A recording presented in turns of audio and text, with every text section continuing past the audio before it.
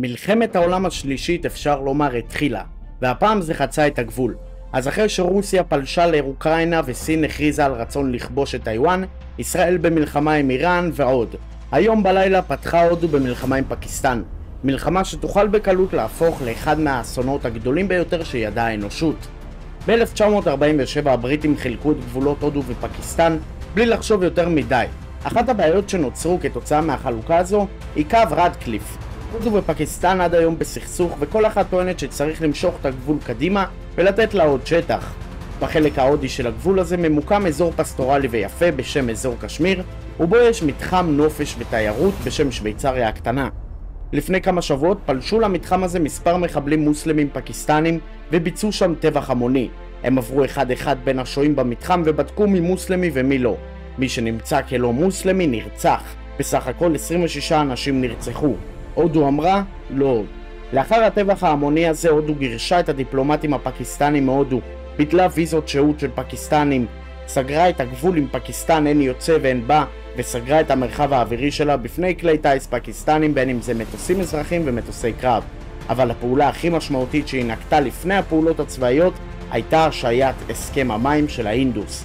בשנות ה-60 נחתם הסכם בין הודו לפקיסטן, על פיו הודו לא תחסום את זרם נהר האינדוס שזורם מהודו לפקיסטן ומחזיק ב-80% את החקלאות הפקיסטנית. ברגע שהודו החלה להסיט את זרם המים, ההחלטה הזאת הולכת להקריס את הכלכלה הפקיסטנית שמושתתת ברובה על החקלאות. היום בלילה פתחה הודו רשמית את המלחמה בינה לבין פקיסטן והוציאה לפועל את מבצע סינדור, מבצע גדול ממדים שבו חיל האוויר וחיל הטילים ההודי פתחו במתקפת טילים ענקית על 9 מטרות בפקיסטן שנחשבות כמטרות טרור. בוצעו תקיפות באמצעות טילים בליסטיים ששוגרו ממטוסים וגם בטילים בליסטיים ששוגרו מהאדמה. פקיסטן טוענת שהיא הצליחה להפיל 5 מטוסי קרב הודיים. בנוסף, עד עכשיו ממש הודו ופקיסטן משגרות אחת על השנייה פגזים על ידי תותחי ארטילריה, ויש ממש קרבות עזים על הגבולות שלהם. חיל האוויר הפקיסטני כבר הספיק לבצע תקיפה בבסיס של חיל האוויר ההודי בקרבת הגבול של פקיסטן. מלחמה בין הודו לפקיסטן עלולה להיות הרסנית בצורה קטסטרופלית. אנחנו מדברים פה על שתי מדינות גרעיניות. להודו יש כ-180 ראשי נפץ גרעיניים ולפקיסטן יש כ-160 ראשי נפץ גרעיניים. פקיסטן היא מדינה מוסלמית קיצונית, וטבען של מדינות מוסלמיות הוא לפעול בצורה שהידית של התאבדות, ולכן אנחנו כנראה נראה הסלמה קיצונית שתוביל פקיסטן. בצבא הודו משרתים 1.5 מיליון חיילים ועוד 1,200,000 מילואימניקים. בחיל השריון ההודי יש 4,700 טנקים, לפחות חצי מהם הם טנקים מסוג T-90 מודרניים יחסית. לצבא ההודי יש גם מספר אסטרונומי של 150,000 כלי רכב משוריינים, עוד 2,500 נגמשים קרביים ו2,000 נגמשים פשוטים. החוליה החלשה של הודו היא התותחנים. להודו יש בסך הכל כ100 תותחים מתנייעים, אפילו בצה"ל יש יותר מזה, וזה הולך לסבך אותה מאוד באזור הררי.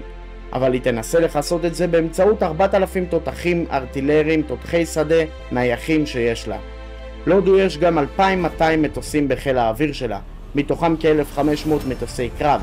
רובם יחסית מתקדמים כדוגמת הרפאל והמיראז' 2000, אבל חלקם מתיישנים.